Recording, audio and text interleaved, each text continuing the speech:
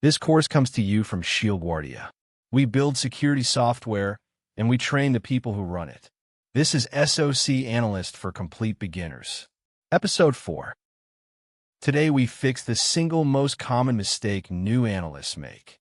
They treat severity and priority as the same thing. They are not, and confusing them is how a real attack ends up sitting in a queue. So we will separate them properly. Then we will look at risk the way you actually use it during an investigation, at why the same alert means different things on different machines, and at the clock the business holds you to. 2 alerts land in the same minute. Same wording on both. Suspected ransomware behavior. One fired on an intern's laptop. The other fired on the database holding every customer payment. Now, most people would tell you to work the database and get to the laptop later. That instinct is wrong, and understanding why is worth the next 12 minutes. Let's take the 2 words one at a time. Severity is how much damage you have actually confirmed. Not what might happen, not what could happen.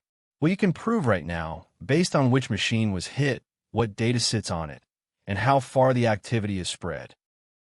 Priority is a different question. Priority is how fast someone has to respond.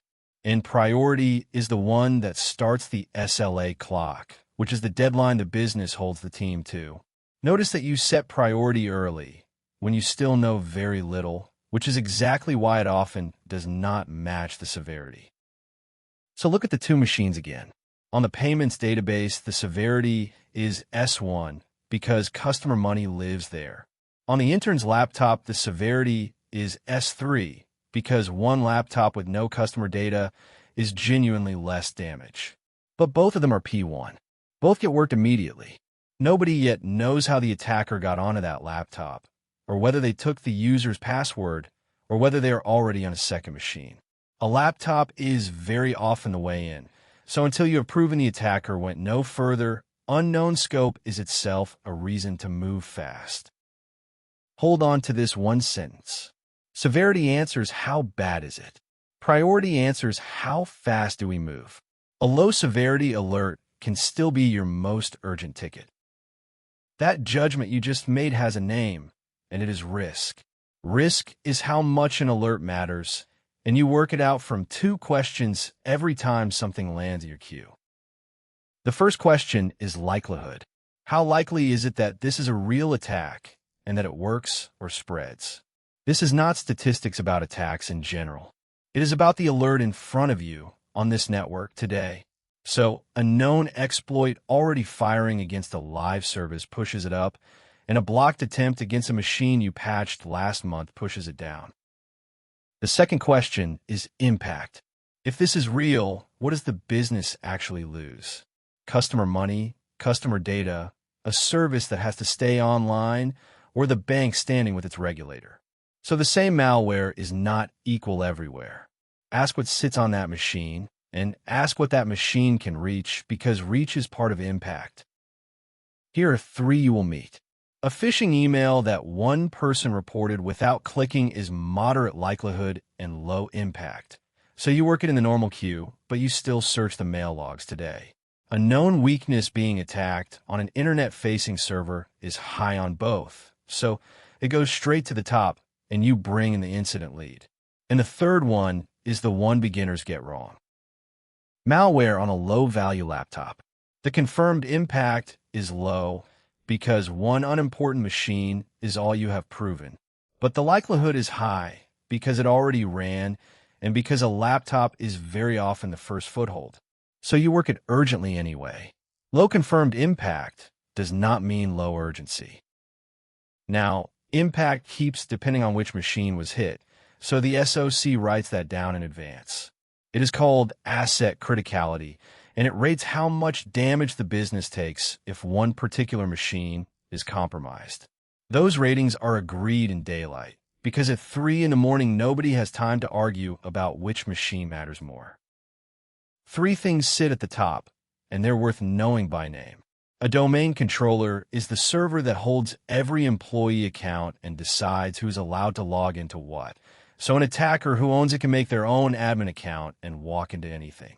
A database server stores the actual customer data. So losing it means either the bank stops trading or customer records walk out the door. And a business-critical application is the software the bank cannot trade without. So if it stops, the public notices within minutes. Watch what criticality does and what it does not do. Same malware alert on a marketing laptop and on the customer records database. The severity moves a long way from S3 up to S1. The first action changes too, because you can isolate a laptop yourself, but pulling the database offline stops customer transactions. So that is a conversation with the owner. And yet both are P1. Criticality changed the severity, and it changed who gets called. It did not change how fast you start.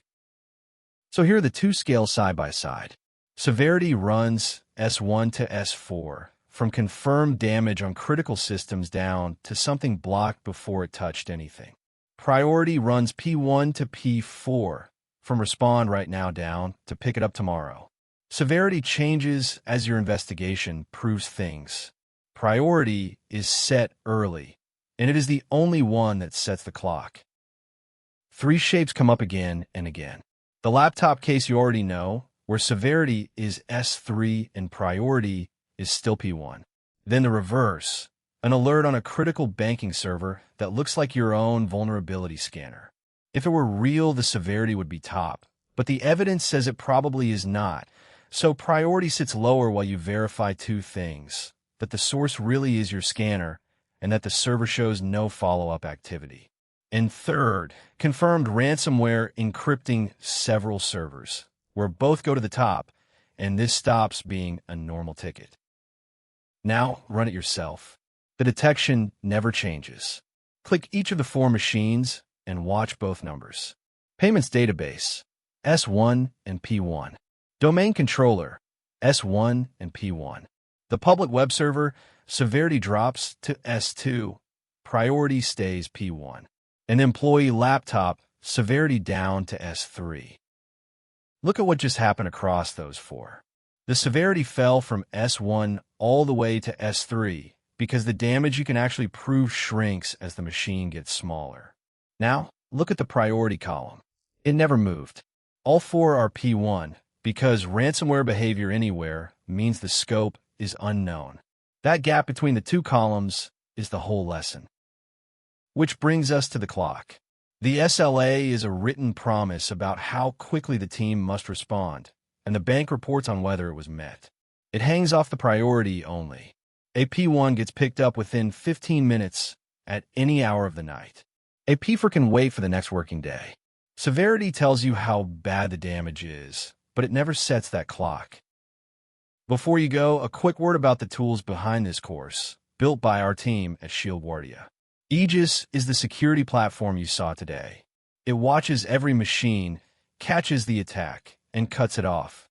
Strata is for after the incident, when you need to know what happened, when, and in what order.